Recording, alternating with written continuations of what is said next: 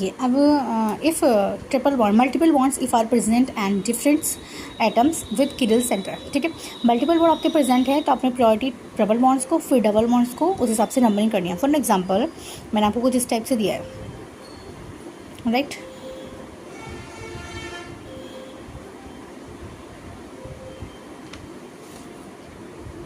ठीक है, अब यहाँ पे आपको आर और एस कॉन्फ़िगरेशन निकालना है। अब मल्टीपल और ट्रिपल बॉन्ड्स के हिसाब से आप कैसे करेंगे, क्योंकि दोनों में कार्बन यहाँ भी सेम है, दोनों में कार्बन यहाँ भी सेम है।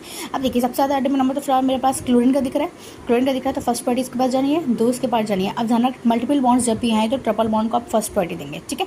तो जब 2 इसके पास हो गया, 3 इसके पास हो गया, 4 इसके पास हो गया। इफ़ आपका लो प्रायोरिटी ग्रुप कहाँ प्रेजेंट है बेटा, इस टाइम वर्टिकल पे प्रेजेंट है। वर्टिकल पे प्रेजेंट है तो कैसे चलते हैं, 1 2 3 चलेंगे। तो चलिए 1 2 और 3।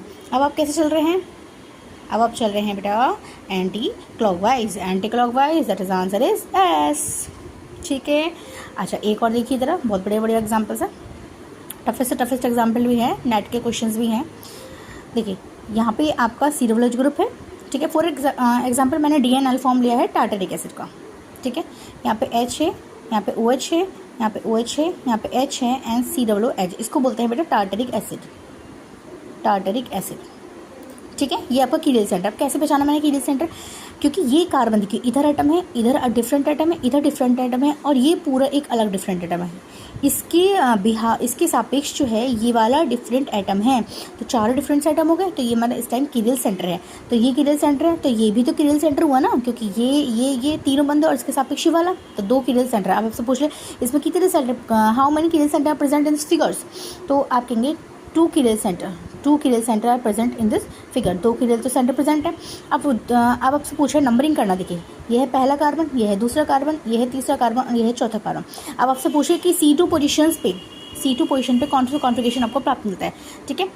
RS कॉन्फ़िगरेशन में निकाले, आपको आंसर इस फॉर्म में देगा कि 2R मिल रहा है, 2S मिल रहा है, 2S मिल रहा है, या 2R मिल रहा है, या R और R मिल रहा है, या 3R और 3R मिल रहा है, राइट। इस टाइप से आपको आंसर मिलता है, ठीक है। तो C2 पोजीशंस पे निकाल लीजिए, कितना इजी पैटर्न मैंने आपको बता दिया ऊपर से।